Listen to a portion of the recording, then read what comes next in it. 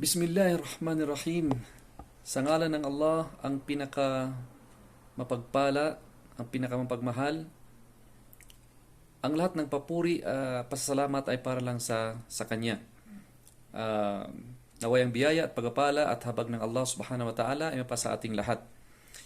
Assalamualaikum sa lahat ng mga kapatid sa panampalatayang Islam at sumainyo ang kapayapaan sa ating mga kababayan na mga hindi pa Muslim, sa sino man na sumunod sa tamang gabay. Nandito po tayo sa ating paksa na pag-uusapan. Ito po ay patungkol sa yung darating na bagong taon. Bagong taon. Natalakay na po natin yung patungkol sa yung Pasko. Di po ba? Yung Pasko na kung saan marami ang mga tao na hindi pa nila alam kung saan ba nag-umpisa itong tinatawag na Pasko. At ang iba ay sinasabi nila ito ay pagdiriwang sa tinatawag na kapanganakan ni Jesus. Sumakanya nawa ang kapayapaan. Na kung saan yung iba ay nagmamalabis doon sa pagkilala sa Kanya na sinasabi na anak ng Diyos at humantong sa tinatawag na pagka-Diyos o di kaya inilintulad sa tinatawag na yung Diyos. Alam niyo po, itong mga paniniwala na ito na kinagisnan natin bilang mga isinilang sa mga magulang na Kristiyano. So, wala tayong kalam-alam sa tinatawag na sa kasaysayan sa mga ganitong tinatawag na pagdiriwang.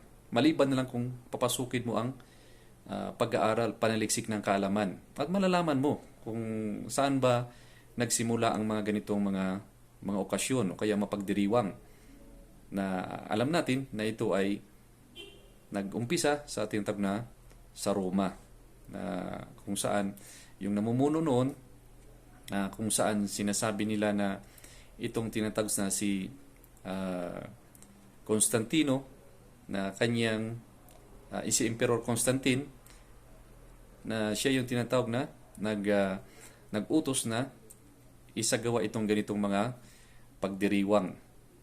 Alam natin na dati si Emperor Constantine ay isang tinatawag na pagano na naniwala sa mga paniniwala ng mga katulad ng mga Romano.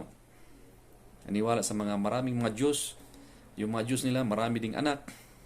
So, naisama yung tinatawag na paniniwala na yun sa tinatawag na paniniwala na ipinapatupad niya na inuutos niya na ito ay gawing tinatawag na official na pagdiriwang. At kasunod nito, malapit lang yung tinatawag na Pasko at saka yung bagong taon. So alam po natin na itong tinatawag mga okasyon na ito, ni isa sa mga propeta, hindi sila nag-uutos na ipagdiriwang yung kanilang kapanganakan o di kaya tatawagin silang tinatawag na Diyos o kaya anak ng Diyos. Literally, hindi po sila tinatawag na literal na kung saan kapag pakahulugan mo siya na anak ng Diyos, na literal na, ibig sabihin, yung tatay niya Diyos, siya anak rin na Diyos, ay pareho ng tinatawag na Diyos. Hindi po ganun ang tinatawag na pakahulugan. Ang tinatawag na mga Diyos sa paniniwala ng mga Romano, marami silang mga Diyos. Kaya nga, sa panahon ni Julius Caesar, nung nagawa siya ng tinatawag na kalendaryo, pinangalan niya sa mga Diyos-Diyusan nila. Katulad halimbawa ng January, ipinangalan yan mula sa tinatawag na pangalan ng kanilang tinatawag na Diyos-Diyusan na tinatawag na nakaalam sa tinatawag na lahat ng pasimula. Yung mga nakakaalam sa mga pintuan ng mga pasimula. So, yun, pinangalan nila doon sa pangalan na yun, Janus. So, kinuha nila yung tinatawag na pangalan ng tinatawag na January.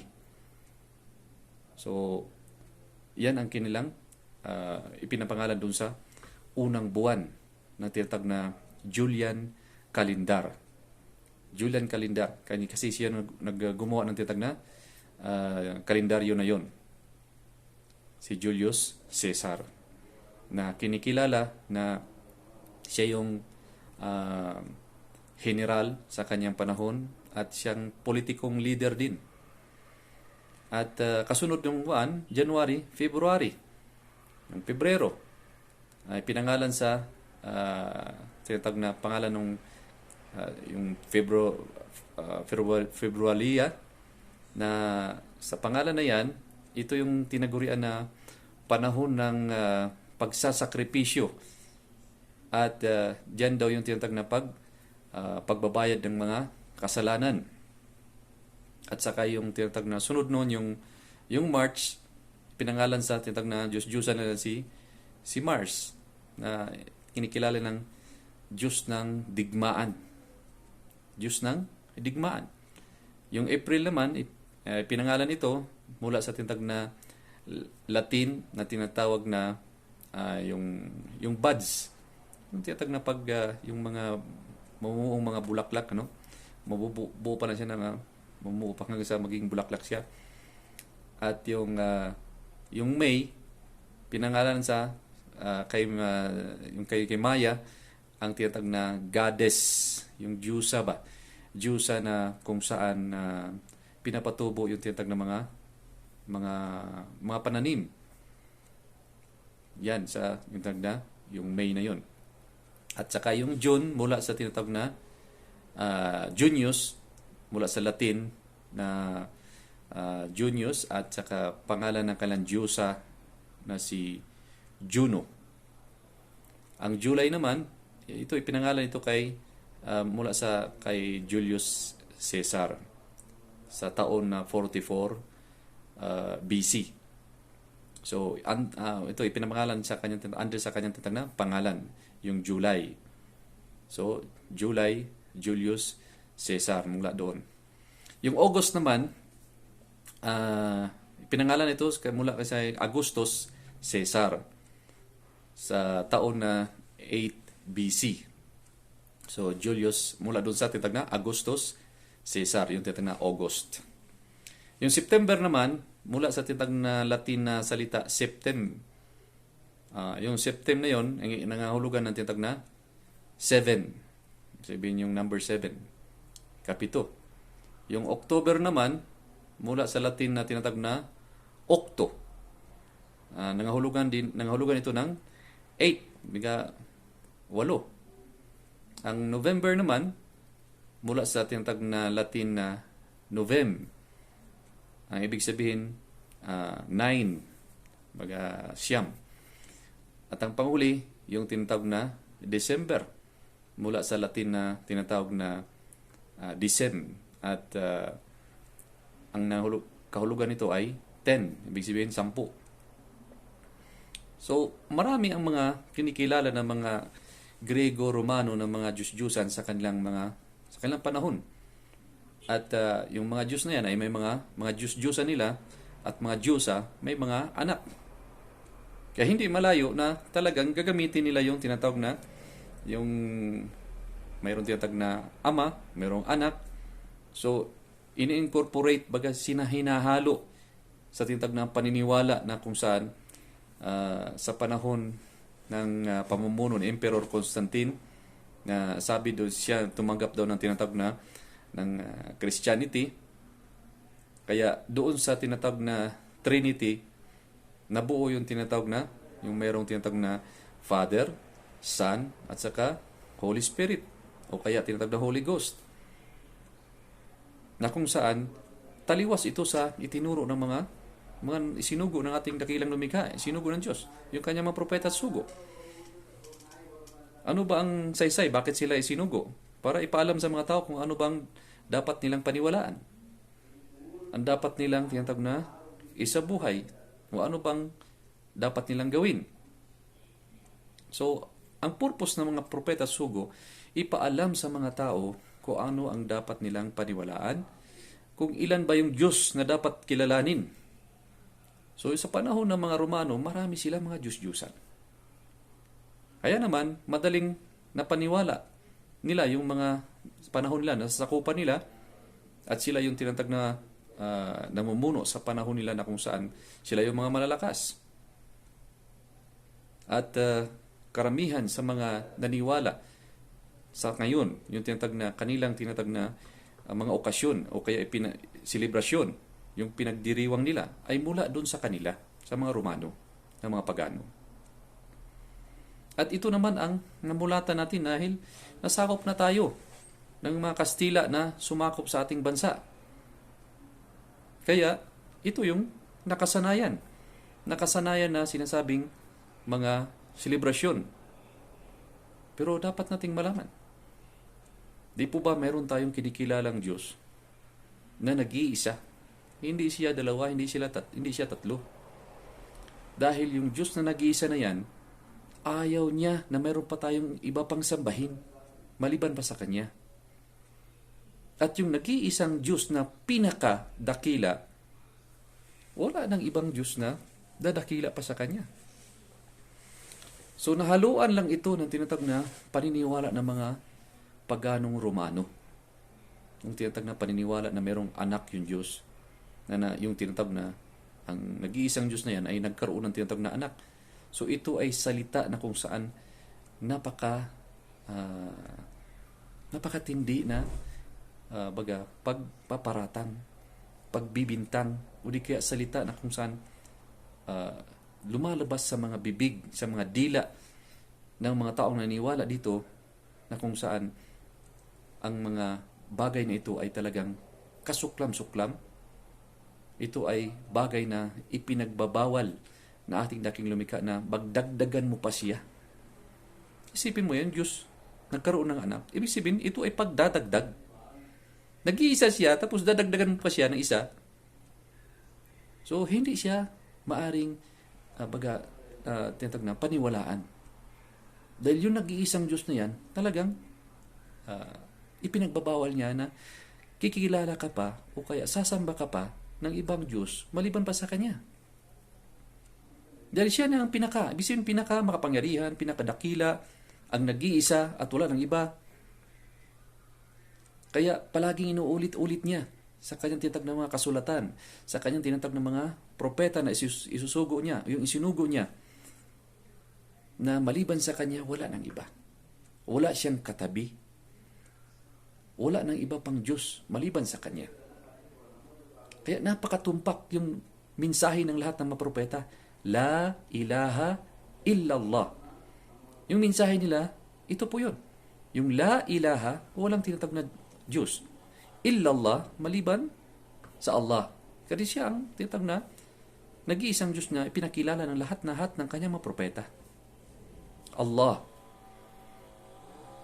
Kaya naman, hindi nagkaroon ng watak-watak yung mga propeta sa kanilang tinatawag na katuruan. Sila ay nagkakaisa sa katuruan na nag-iisa yung Diyos. At sa tuwing sila ay sasamba, doon sila sasamba sa nag-iisang Diyos na yun. Hindi sila gumagawa ng mga rebulto, hindi sila dumadaan sa mga propeta na nauna sa kanila. Wala silang tinatawag na mga tagapamagitan.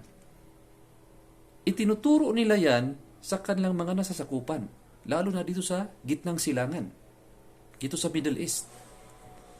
Kaya napakahalaga yung pag-aaral, pagsaliksik ng kaalaman. Dahil ito po magtutuwid sa ating mga maling mga nakagisnan. Kung nakagisnan mo, sumasamba ka sa baka. Halimbawa, doon ka sinilang sa India, sumasamba ka sa baka. At napag-alaman mo yung katuruan ng mga propeta na sasamba ka lang sa nag-iisang Diyos. So, maitutuwid mo ngayon yung mali mong tinatag na paniniwala. Maituwid mo sa tama na kung saan sasamba ka lang sa nag-iisang Diyos na yan, na ang pangalan niya, Allah. So, di po ba, nabigyan tayo ng pagkakataon na maituwid natin ang ating paniniwala at magawa natin yung tama. Yung tamang pamaraan na inutos sa atin kung paano siya sambahin, paano siya kilalanin. So, mayroon ka bang na narinig o nabasa na mula sa mga propeta sinugo niya na nag-uutos sila magdiriwang kayo ng Kapaskuhan? Yung bang pagdiriwang mo yung kapanganakan nila, yung kaarawan? Di po ba wala? Nakabasa ka ba na ang mga propeta na yan ay mismo sila nagdiriwang ng kanilang kaarawan? Di po ba wala? So bakit mo gagawin yung bagay na hindi naman, wala kang titang na batayan? Wala kang basihan. Maliban makukuha mo ito sa mga pagano, yung mga may iba pang sinamba ng mga Diyos-Diyusan nila. So bakit mo gagawin yung isang bagay na hindi naman ipinag-utos sa iyo? So wag po tayong matakot gumawa ng tama. Ang dapat nating katakutan yung gumawa ka ng titag na mali. Dahil mananagot tayo sa ating tagapaglikha. Kung gagawa ka ng tinatag na katuruan o yung tinatag na sinasabi mong kinagisnan na hindi naman inuutos sa iyo na gawin mo yan. So kung meron tayong kasulatan, ibig sabihin, maaring diyan ka kumukuha ng iyong tinatag na mga katuruan na gusto mong gawin. Ibig sabihin, parang yan ang sinasabi mo, yung patnubay mo, batayan mo. So wala ka namang mababasa dyan na magdiriwang kayo ng Kapaskuhan. O di kaya ipagdiriwang mo yung kaarawan nila. Meron ba? Meron kayong nabasa. Ikuan lang, ibigay lang natin yung tiyatag na katibayan. Wala tayong tiyatag na mababasa patungkol sa pag-uutos na yan na ipagdiriwang natin yung tiyatag na kapanakan ng tiyatag na mga isinugo niya o di kaya ang tiyatag na sinasabi ng Kapaskuhan. Wala po yan mga kababayan, mga ginagalang ng mga magulang. Nandun po tayo sa tinatag na nandito po tayo sa pagkataon na tayo ay pwedeng magsaliksik ng kaalaman, mag-aral, ayusin po natin yung ating tinatag na paniniwala bago tayo lilisan sa mundong ito. Dahil hindi na tayo po babalik dito. Once na tayo ay bawian na ng buhay, doon na po tayo sa kabilang buhay. Kabilang buhay na kung saan unang-una sa libingan. Maghihintay ng tinatag na araw ng pagbabangong muli. Maghihintay ng tinatawag na pagtutuos o kaya paglilitis. Nangangahulugan ng pananagutan. Pananagutan natin ang ating mga nagawa na mali, nagawa na pagsuway. At lalong-lalo na doon sa pagkilala natin ng ibang tinatag na Diyos, maliban sa nag-iisang tunay na Diyos. Pagkilala ng tinatag na Diyos-Diyusan ba? Ibig sabihin, pag ikaw ay kumilala sa tinatawag na Diyos na hindi naman siya Diyos, Diyos-Diyusan ang tawag doon. So, malaking pananagutan natin yan sa ating tagapaglikha.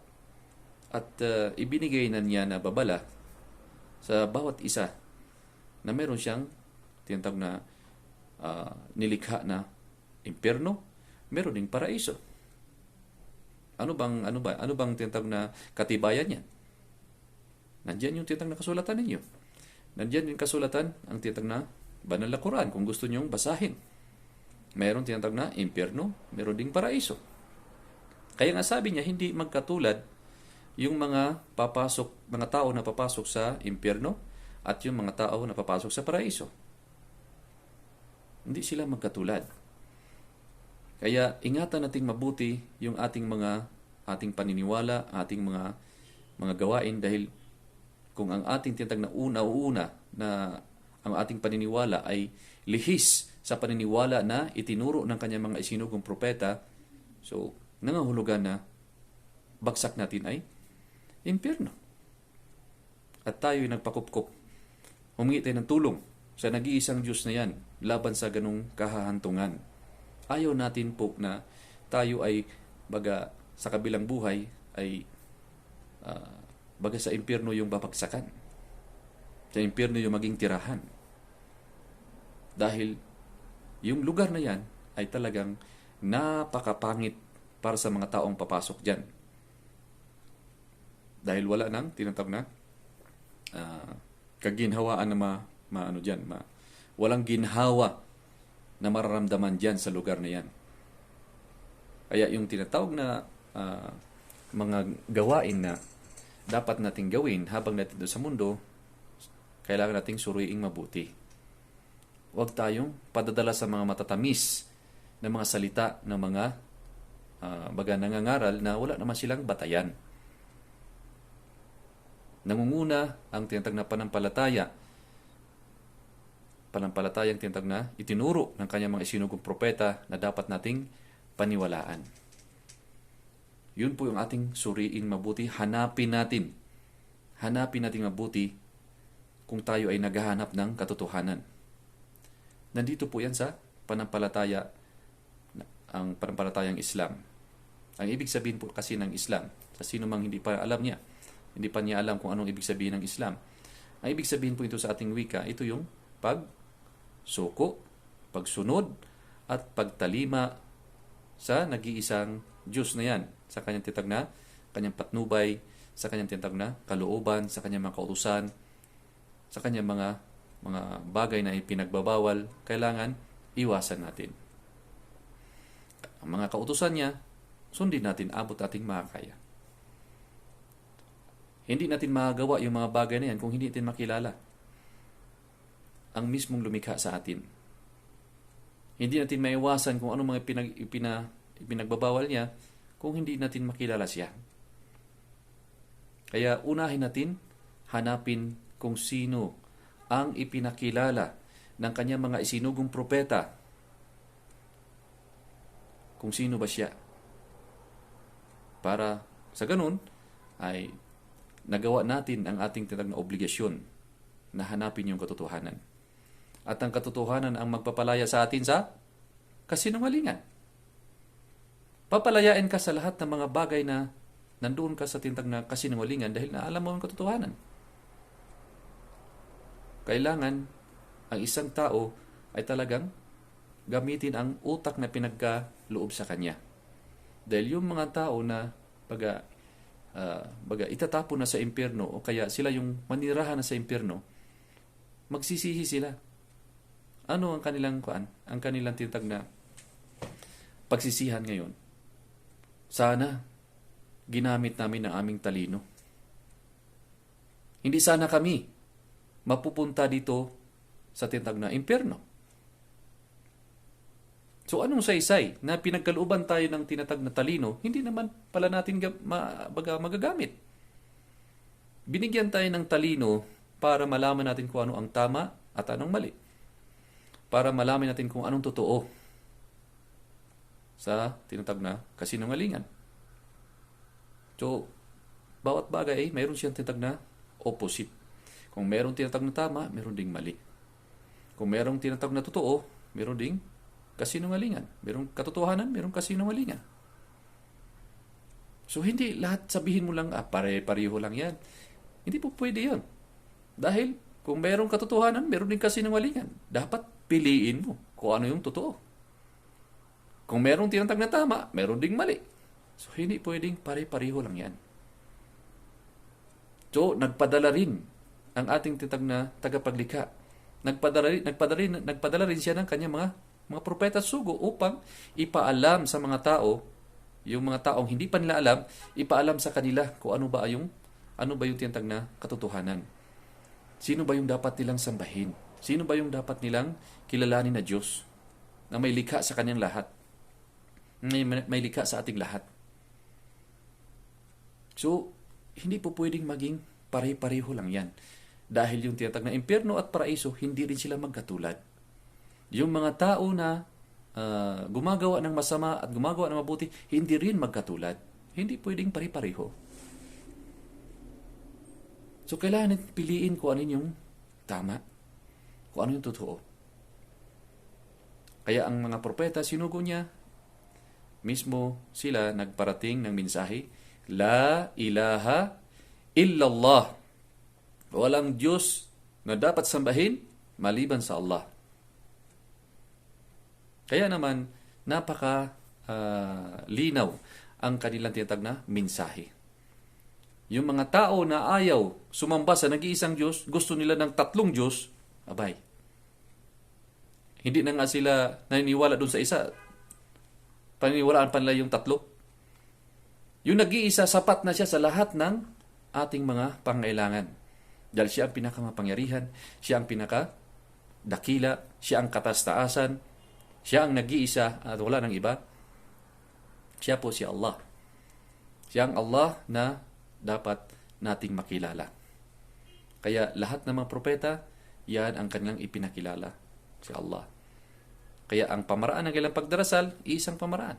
Sila ay tumatayo, yumuyuko, nagpapatirapa, bilang pagpakumbaba, paggalang, pagsamba sa nag-iisang Diyos na yan.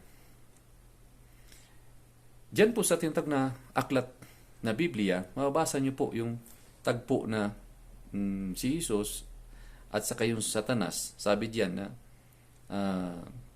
si Satanas daw ay sinabihan niya si Jesus na magpatira pa ka sa akin. Baga, ibibigay ko sa iyo mga nandito sa mundo. Magpatira pa ka lang sa akin. Baga, sabi ni Jesus daw diyan sa Biblia, nasusulat, sa Panginoon mong Diyos, ikaw ay sasamba. Sa Panginoon mong Diyos, ikaw ay sasamba. At siya lamang ang iyong paglingkuran. Napakalinaw, di ba? Sa Panginoon mong Diyos, ikaw ay sasamba. At siya lamang ang iyong paglingkuran. Di sinsanay, kung siya yung titag na pakilala, na siya yung dapat sambahin, sabihin na niya yun. Sa akto na yun. Ako lamang ang iyong sasambahin. O ako lamang iyong paglingkuran. Hindi nga siya nga mismo. Lumuluhod, nagpapatira pa sa Diyos na tinatawagan niya na karapat dapat sambahin. Napakalinaw, di po ba? Kaya nga, ang kailangan natin tamang kaalaman upang sa ganun masagawa rin natin ang tamang mga gawain na inuutos na nag-iisang Diyos na yan. At babala rin sa mga tao na sumasamba ng iba. Babala yun na kung saan, yung Diyos na nag-iisa, ipinagbabawal niya, sumamba ka ng iba. Yan ang una niya ipinagbabawal, yung pagsamba sa iba, bukod pa sa Kanya. Ngayon, kung halimbawa naniwala ka na mayroong titag na ama, mayroon ding anak, sana yung nag-iisa din ngayon? Kung sabihin mo itong isa at saka yung isa lang sila, nawala na tayo sa tamang arithmetic niyan. So, ang nag-iisa ay nanatiling nag-iisa. Huwag mo na siyang dagdagan.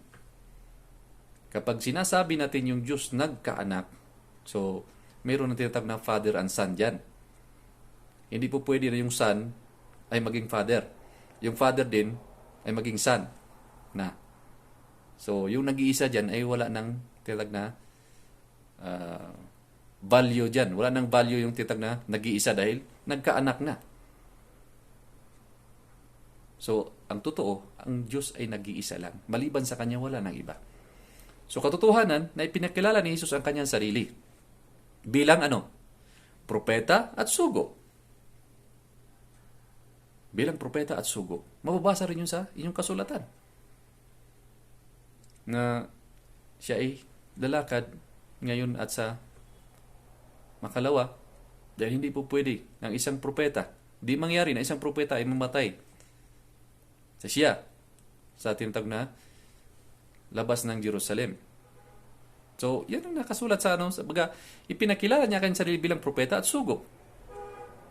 Baga sa aklat din ni Juan, ayon doon sa John 17:3, sinasabi niya doon na sagot doon sa taong nagtanong. Ang tanong nung tao na yun, paano niya makamtan yung buhay na walang hanggan? Baga, paraiso. Buhay na walang hanggan. Paano niya makamtan yun? Ang sagot niya, sagot ni Jesus sa tao na yun, ayon doon sa Biblia, ito ang buhay na walang hanggan.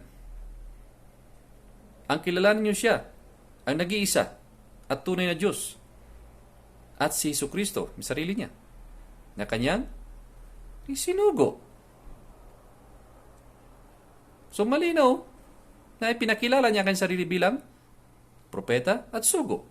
Dahil yung kanyang gawain ay katulad din sa mga naunang propeta, nangangaral, at mayroong mga himala, mayroong tinanggap na ebanghelyo, may tinanggap na kasulatan, at yun ang kanyang misyon.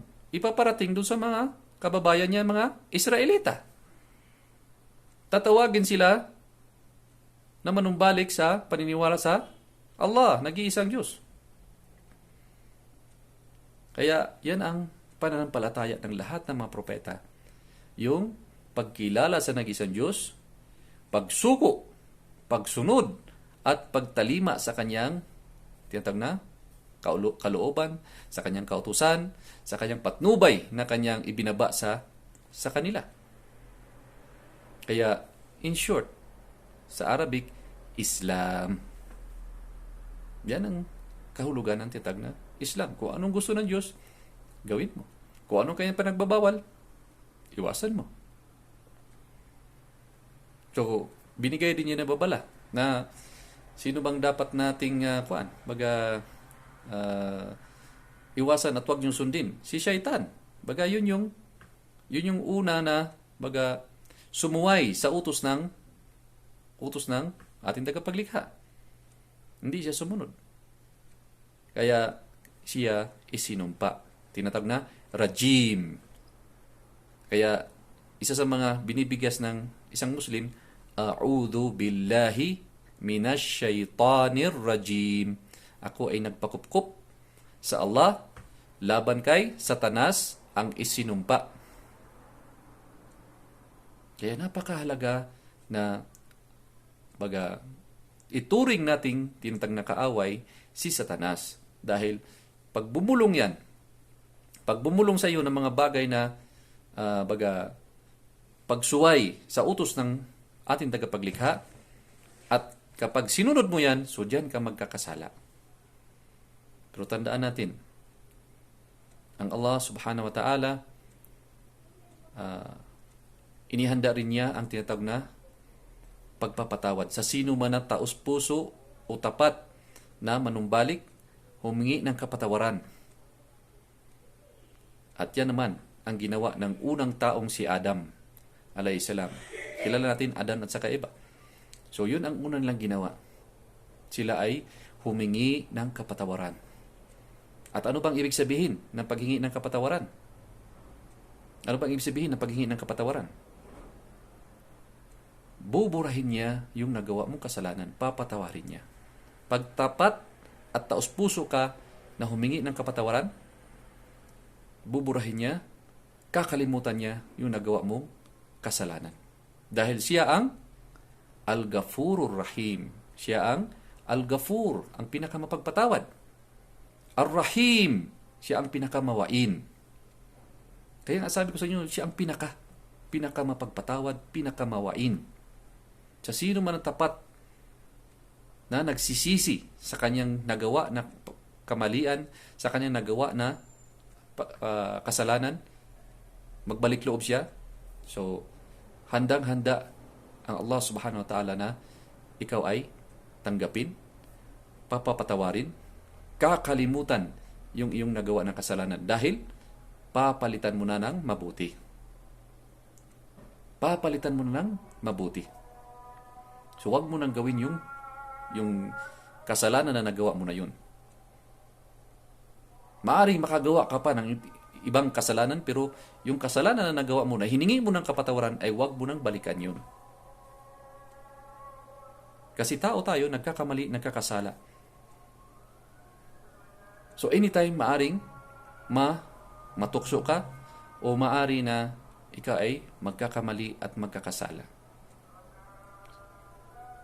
Kaya palagi nating isipin na hingi tayo ng kapatawaran sa ating tagapaglikha sa lahat ng pagkakataon. Kaya nga tinatawag na 5 beses na pagdarasal, tumpak talaga. Yung 5 beses na pagdarasal, dito ka nakapagpapasalamat, dito ka nakagawa ng pagsamba, dito ka nakapaghingi ng kapatawaran, dito ka nakapagdakila, nakapagluwalhati sa iyong tagapaglikha, sa Allah subhanahu wa ta'ala. Kaya wag tayong tatamarin na magsagawa ng sala. Yung sala na itinuro ng kanyang isinugong propeta. Yung sala na kung saan isasagawa mo 5 beses sa tinatawag na isang araw. Mayroong madaling araw, may tanghali, hapon, paglubog ng araw, at saka sa gabi. So wag kang maging tamad sa paggawa ng mga gawaing mabuti. Bakit? Gantimpala ang makakamit mo dito. Di po ba kung tayo ay magtatrabaho na meron kang nangangamuhan ka at ikaw ay binibigyan ng tinatawag na sweldo kada katapusan ng buwan. Ano pa kaya kung ikaw ay magtatrabaho, baga kung ikuha natin sa ipinag-utos sa ating dakilang lumikha ang pagdarasal 5 beses. 5 beses ka rin gagantimpalaan. 5 beses ka magkakamit ng gantimpala. So, dadami yung mga kabutihan na mapapasa iyo. At bakit naman tayo tatamarin sa isang titag na gawaing mabuti? Di po ba hindi? Hindi tayo dapat tatamarin. Ang pwede lang sa'yo magbubulong sa atin na pagod ka, gano'n. Walang iba, Satanas. Ayaw niya, pag nag-isip ka ng paggawa na mabuti, bubulungan ka na. Pagod ka, tulog ka na lang. Huwag ka magdasal. So siya yung baluktutin. Kung gusto mong tumuwid, babaluktutin ka niya. Siya yung bulong ng mga pagsuway na mga gawain. Kaya kapag sundin mo siya, tiyak, diyan ka magkakasala. Kaya naman, nagpapaalala tayo palagi sa bawat isa sa atin dahil ang pagbibigay paalala sa bawat isa sa atin, sa sino mang makaalala, so magkakamit siya ng kabutihan, gantimpala mula sa paglikha kapag gawin niya yung mga kabutihan, yung mga gawain na makapagbigay ng gantimpala, biyaya sa atin. Kaya ulitin ko, yung tinatawag na pagdiriwang ng tinatawag na bagong taon, hindi po ito dapat na gawin natin. Ito ay ating itigil dahil hindi po tayo magkaka-reward, hindi tayo magkakaroon ng kabutihan dito. Bakit? Yung gawain nito ay gawain ng mga pagano. Kaya sinabi ko sa inyo, kung pag nag-aaralan tayo, malalaman nyo na itong pagdiriwang na ito ay pagdiriwang na isinasagawa ng mga pagano. Yung bagong taon, pagdiriwang ng bagong taon. Yung pagdiriwang ng tinatawag na yung kapanganakan daw ni Jesus, yung tatag na kapaskuhan. So ito ay isa sa mga siniselebrate, ipinagdiriwang ng mga pagano. At kailanman hindi ito nagmula sa mga isinugong propeta ng ating dakilang lumikha. Wala kang mababasa o kaya maging batayan mo man lang na ito ay siniselebrate nila, pinagdiriwang nila, o di kaya inuutos nila sa kanilang tinatag na panahon. Wala po yan. Sana makinig kayo. ito ay pagpapayo na pagpapayong kapatid, pagpapayo na makakabuti sa ating lahat. Makabuti sa inyo, makabuti sa ating lahat, na kung saan nagpapalalahanan tayo bawat isa sa atin. Kaya naman nagmamalasakit lang ako at sa iba pang mga kapatid natin na kung saan nakikiisa sa ganitong gawain. Kung tutuusin, mga tagapanood, ang tinatawag na pakikiisa nitong tinatawag na gawain na ito ay para din kayong nakikiisa sa isang gawain na share, ibig sabihin pagtatambal. So, yung mga pag-celebrate nyo ng tinatawag na sa bagong taon, ipinagdiriwang dito yung tinatawag na yung tinatawag na palit ng tinatawag na taon. Ito po yung tinatawag na paniniwala ng mga pagano doon sa kanilang tinatawag na Diyos na si Janus. So, kung nakikiisa rin tayo dito, so kabilang tayo sa tinatawag na ganung gawain.